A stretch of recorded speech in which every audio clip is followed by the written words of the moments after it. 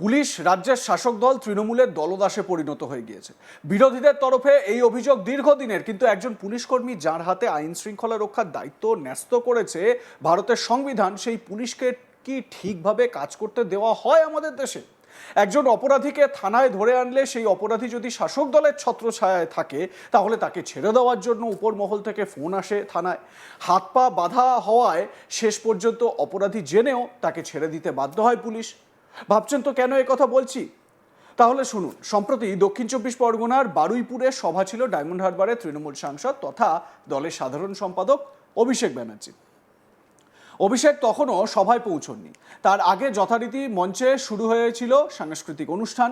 এমন সময় হঠাৎ তৃণমূলের একজন জেলার নেতাকে মঞ্চে বলতে শোনা গেল, বারুইপুর থানার আইসি ও অ্যাডিশনাল এসপি জোনালকে বলছি, আপনারা সব ড্রপ গেট খুলে দিন, মাঠে লোক ঢোকান, রাস্তার সব ড্রপ গেট খুলে দিন, সভার ব্যাপারটা আপনাদের দেখতে হবে না, আমরা দেখে নেব। কি বলেছেন ওই তৃণমূল নেতা, আগে আপনাদের শোনাই একবার, শুনুন। বলছি, সব ড্রপ গেটগুলো তুলে দেন। ড্রপ গেটে দিয়ে মানুষ আটকে কোনো লাভ নেই, মাঠে লোক ঢোকান। বারুইপুর থানার আইসিকে এবং অ্যাডিশনাল এসপি জোনাল দুজনকে বলছি, রাস্তায় কোনো ড্রপ গেট ডাকবেন না, ড্রপ গেট তুলে দেন, মানুষ মানুষের মতন আসুক, আপনাদের অত চিন্তা করতে হবে না, সভা আমরা চিন্তা করে নেব। মাঠে লোক ঢোকান, ড্রপ গেট খুলে দেন, সব ড্রপ গেট দিতে হবে না। আমি বারুইপুর থানার আইসিকে বলছি, সব ড্রপ গেটগুলো তুলে দেন। ড্রপ গেটে দিয়ে মানুষ আটকে কোনো লাভ নেই, মাঠে লোক ঢোকান। শুনলেন তো মঞ্চে কিরকম ভাষণ দেওয়া হচ্ছে। ড্রপ গেট খুলে দিন, মিটিংয়ের কথা আপনাদের ভাবতে হবে না, আমরা ভেবে নেব, মাঠে লোক ঢোকান। অভিষেক বন্দ্যোপাধ্যায়ের সভা, এবং তার সভায় যখন এক নেতা, স্থানীয় স্তরের এক নেতা এইভাবে পুলিশকে উদ্দেশ্য করে আইসির নাম নিয়ে এবং অ্যাডিশনাল এসপি জোনাল তাদের কথা উল্লেখ করে তিনি যখন এই কথা বলছেন, একবার বুঝুন যে তারপর পুলিশের পক্ষে নিরপেক্ষ কাজ করা কি সম্ভব? ধরে নিলাম যে পুলিশ ড্রপ গেট খোলেনি, নিশ্চিতভাবে পুলিশ নিরাপত্তার কথা ভেবে সেটা করেনি। প্রচুর মানুষ যদি এক জায়গায় হয়ে যায় তাহলে স্ট্যাম্পেড হতে পারে, সেই কথা ভেবে পদপৃষ্ট হয়ে কেউ যাতে শেষ না হয়ে যায় সেই কথা ভেবে পুলিশ হয়তো এরকম অত্যাধিক ভিড় করেনি, তাই তো? তাহলে সেইটা যখন তার ওপর প্রেশার ক্রিয়েট করা হচ্ছে, এই রকমভাবে মঞ্চে ভাষণ দেওয়া হচ্ছে, তারপর পুলিশের পক্ষে কি সুষ্ঠুভাবে, নিরপেক্ষভাবে এবং পুলিশের যে কাজ সেই কাজ করা সম্ভব হবে? এই প্রশ্নটা কিন্তু উঠবেই। জেলার একজন তৃণমূল নেতা, তার পরিচয় এটাই, কোনো হোমরা চোমরা কেউ নন। থানার আইসি থেকে শুরু করে অ্যাডিশনাল এসপি পদমর্যাদার অফিসারকে কার্যত হুমকির সুরে বলছেন, আপনাদের দেখতে হবে না সভার ব্যাপারটা, ওটা আমরা দেখে নেব। আচ্ছা বলুন তো, একজন অ্যাডিশনাল এসপি পদমর্যাদার অফিসার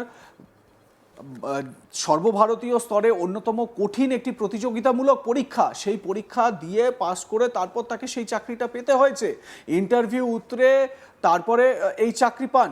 ইউপিএসসি পরিচালিত সিভিল সার্ভিস পরীক্ষার কথা বলছি আমরা, এই পরীক্ষায় পাশ করে আইপিএস হয়ে তবে অ্যাডিশনাল এসপি হন, আর তাকে এইভাবে হুমকি দিচ্ছেন, তাও কিনা একজন সাধারণ তৃণমূল নেতা। তাহলেই বুঝুন এ রাজ্যে পুলিশকে আর ভয় করবে সাধারণ তৃণমূল কর্মীরা।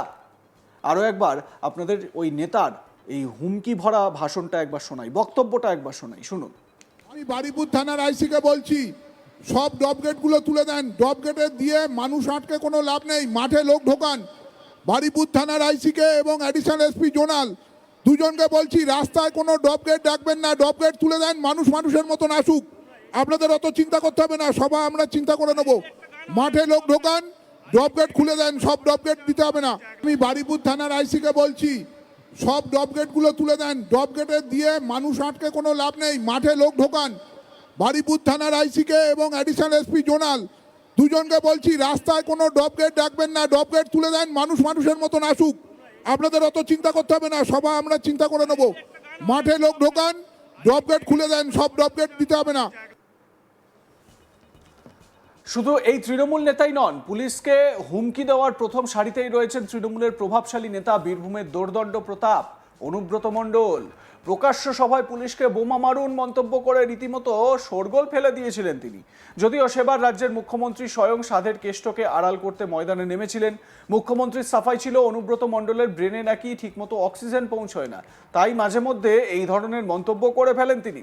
এখানেই শেষ নয়, অনুব্রত মণ্ডল তিহারে থাকাকালীন 2 বছর আগে ভবানী ভবনের সিআইডি থেকে বদলি করে লিটন হালদারকে বোলপুর থানার আইসি পদে বসানো হয়। অনুব্রত মণ্ডল বোলপুর থানার আইসি লিটন হালদারকে গালিগালাজ করেছেন বলে অভিযোগ ওঠে। লিটন হালদারের স্ত্রীর সম্পর্কেও নাকি খারাপ মন্তব্য করেন। এরপরই সোশ্যাল মিডিয়ায় সেই কথোপকথনের অডিও ক্লিপ ছড়িয়ে পড়তেই ভাইরাল হয়ে যায়। সেই অডিও ক্লিপ আপনারা আজ তাক বাংলাতেও শুনেছেন। যে অডিও ক্লিপকে ঘিরে শোরগোল পড়ে যায় রাজ্য রাজনীতি এবং পুলিশ মহলে। পরে চাপে পড়ে ক্ষমাও চাইতে হয় অনুব্রতকে। অনুব্রত যে পুলিশের বউকে নিয়ে অশালীন মন্তব্য করেছিলেন, সেই আইসি লিটন হালদারের বিরুদ্ধে তোলাবাজির অভিযোগ উঠেছিল।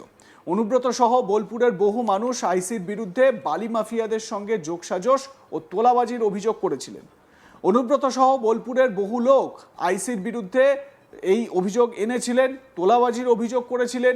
সেই অভিযোগের প্রেক্ষিতে লিটন হালদারের বিরুদ্ধে বিভাগীয় তদন্ত শুরু করেছিল পুলিশ এবং তার পরপরই দেখা গেল এই লিটন হালদারের বদলি।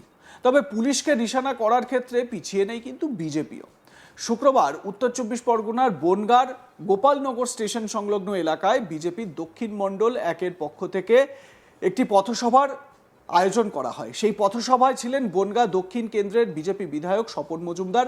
সেখানে বক্তব্য রাখতে গিয়ে তৃণমূল এবং পুলিশের উদ্দেশ্যে হুঁশিয়ারি দিয়ে স্বপনবাবু বলেন, 2026-এ মানুষ বিজেপিকে বাংলার মসনদে বসাবে।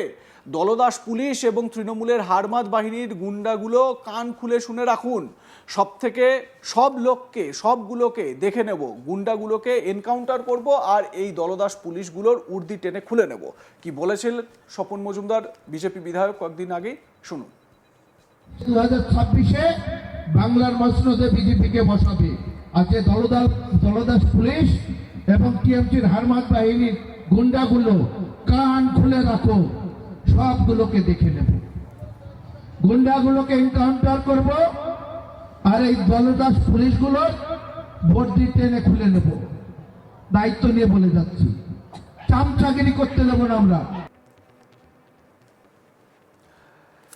তৃণমূলের উদ্দেশ্যে হুঁশিয়ারি দিয়ে স্বপন আরো বলেন, ওদের চোর গুন্ডা বদমাসদের বলছি, একটা বিজেপির গায়ে যদি হাত ওঠে এই আঙুলটা স্বপন মজুমদার ভেঙে দেবে। কি বলেছিলেন স্বপনবাবু, শুনুন। এসেছিল আমাদের বুথ সভাপতির নাম দেবব্রত বসাক। তার বাড়িতে গিয়ে এখানে একটা গিদড় ধমকি দিয়ে এসছে। সেই গিদড়ের বলছি, তার বাপে যদি জন্ম দিয়ে থাকে স্বপন মজুমদারের সামনে আসুক আর দেবব্রত গায়ে হাত দিয়ে দেখা। তার বাড়িতে গিয়ে বলছে, রাস্তাঘাটে যদি পড়ে থাকে পরে দৌড় দেবে না, তোর পুরো খানদান থাকবে না। আমি স্বপন মজুমদার বলে দিয়ে মতামত জানান, দেখতে থাকুন আজ তাক বাংলা। সাবস্ক্রাইব করুন আমাদের ইউটিউব চ্যানেলটি।